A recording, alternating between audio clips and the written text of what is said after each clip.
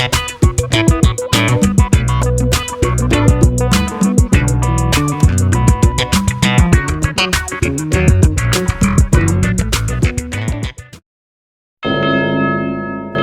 नाम है हरिया, मैं काम करता हूँ बहुत बढ़िया, खाता हूँ खाना और रोज गाता हूँ गाना। अरे यार, आज तो बहुत देर हो गई। इस खतरनाक जंगल को देखकर तो मेरे हाथ पैर ठंडे हो गए हैं। अगर मैं वक्त पर गांव नहीं पहुंचा तो मालिक बहुत नाराज हो जाएंगे। तभी हरिया को एक आवाज सुनाई देती है। सुनिए हरु जी। अरे, ये आवाज किसने दी? तभी हरिया को सामने कुछ दूर एक औरत खड़ी दिखाई देती है। अरे भाई, ये औरत अकेली इतनी रात को इस जंगल में क्या कर रही है? चलकर पूछना पड़ेगा।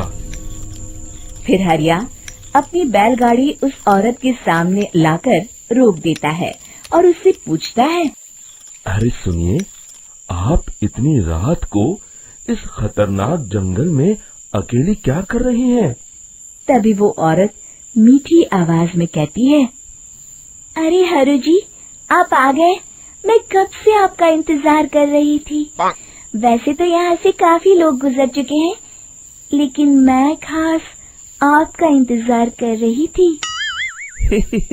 अच्छा, तुम सच कह रही हो?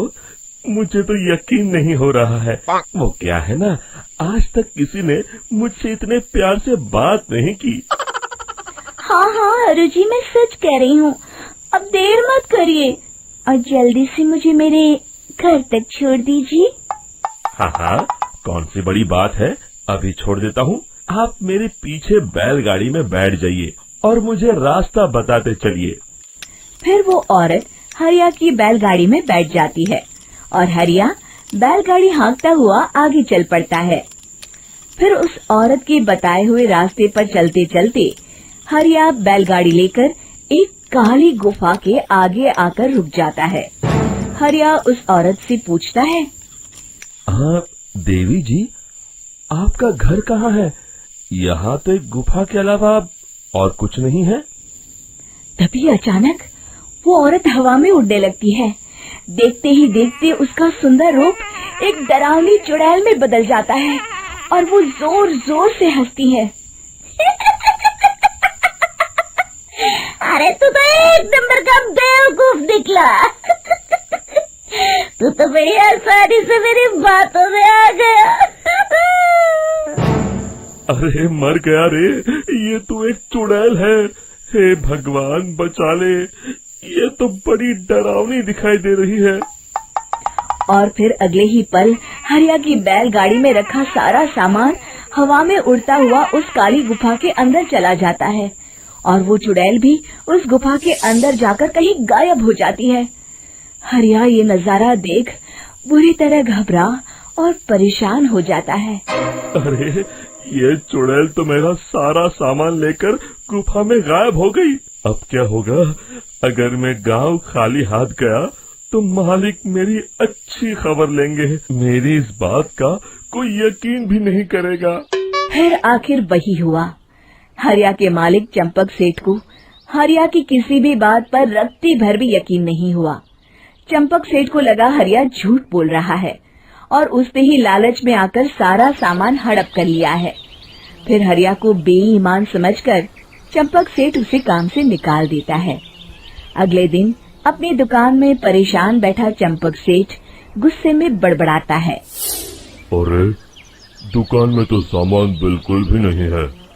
अब मुझे ही शहर जाकर सामान लाना होगा।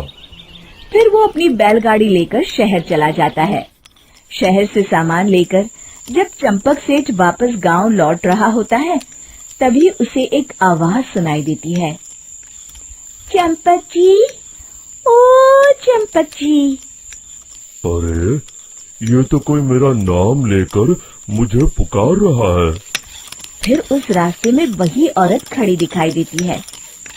फिर क्या था, हरिया की तरह चंपक सेठ भी उस औरत के पास अपनी बैलगाड़ी लेकर जाता है और वो भी उसकी चिकनी चुपड़ी बातों के मोह जाल में फंस जाता है। फिर चुड़ैल उसे भी अपनी गुफा तक ले जाती है और उसका सारा सामान लेकर गुफा में गायब हो जाती है।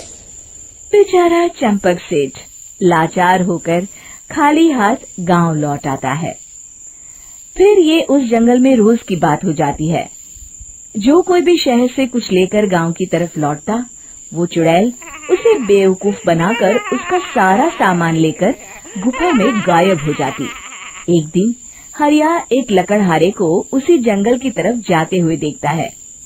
फिर हरिया उसे रोकते हुए कहता है, अरे भाई, क्यों अपनी मौत को दावत दे रहे हो? मेरी बात मानो, आगे जंगल में मत जाओ, वहाँ एक बड़ी भयानक चुड़ैल रहती है। लकड़हारा हरिया की बातों को नजरअंदाज करते हुए कहता है, अरे भाई, मुझे पहले ही बहुत देर हो चुकी है, मुझे जाने दो भाई। शाम तक लकड़ियाँ काट कर शहर के बाजार में बेचना है। तुम अपनी ये कहानी किसी फुर्सत में बैठे इंसान को सुनाओ, मैं तो चला। इतना कहकर लकड़हारा वहाँ से आगे जंगल की तरफ चला जाता है। फिर अगले दिन गांव के मुखिया के घर के बाहर बहुत सारे लोग जमा हो जाते हैं। तभी हाथ में कुल्हाड़ी लिए खड़ा लकड़हारा कहता है, अरे मुखिया जी, अब आप ही हमें बचाइए उस जंगल वाली चुड़ैल से। हमारा सारा काम तो शहर से ही होता है। अरे मुखिया जी, उस चुड़ैल की वजह से तो मैं पूरी तरह बर्बाद हो गया हूँ। हम सबको मिलकर उस चुड़ैल का कोई इलाज करना पड़ेगा। तभी भीड़ में खड़ा बीरा कहता है, आप लोग चिंता मत करिए, कल से वो चुड़ैल किसी को नहीं लूट पाएगी। मेरे पास एक बहुत अच्छी तरकीब है। तभी चंपक सेठ उसका मजाक उड़ाते हुए कहता है, अरे तेरा नाम वीरा है तो क्या हुआ? तूने अभी उस चुड़ैल को देखा नहीं है? जाकर अपना काम कर, बड़ा आया। तब मुखिया जी कहते हैं, नहीं नहीं चंपक सेठ, मुझे लगता है हमें इस लड़के को एक मौका देना चाहिए। फिर सभी गांव वाले मुखिया जी की बातों से सहमत हो जाते हैं और वीरा शाम को एक बैलगाड़ी में कुछ सामान लादकर उस जंगल की ओर चल देता है। वीरा, ओ वीरा, कहाँ जा रहा है? तभी वीरा मुड़ के देखता है, वही चुड़ैल एक औरत के रूप में खड़ी है। अरे बहन जी, मैं आपको ही ढूंढ रहा था। देखिए, मैं आपके लिए क्या लाया हूँ। अरे वाह, तो खुद मेरे लिए इतना सामान लाया है। तू ही अकेला गांव में समझदार है। जरा देखो, मैं भी खोल के, बड़े भूख लगी है। जैसे ही चुड़ैल उस सामान पर से कपड़ा हटाती है, एक भगवान शिव की तेज रोशनी उसके अंदर मूर्ति से निकलती है और चुड़ैल अपने असली रूप में आकर जलने लगती है। अरे मैं जल रही हूँ, बचाओ! बचाओ! ओम नमः शिवाय! मर गई मैं! देखते ही देखते वो चुड़ैल राख के साथ उड़ जाती है और सभी गांव वाले भी वहां आ जाते हैं।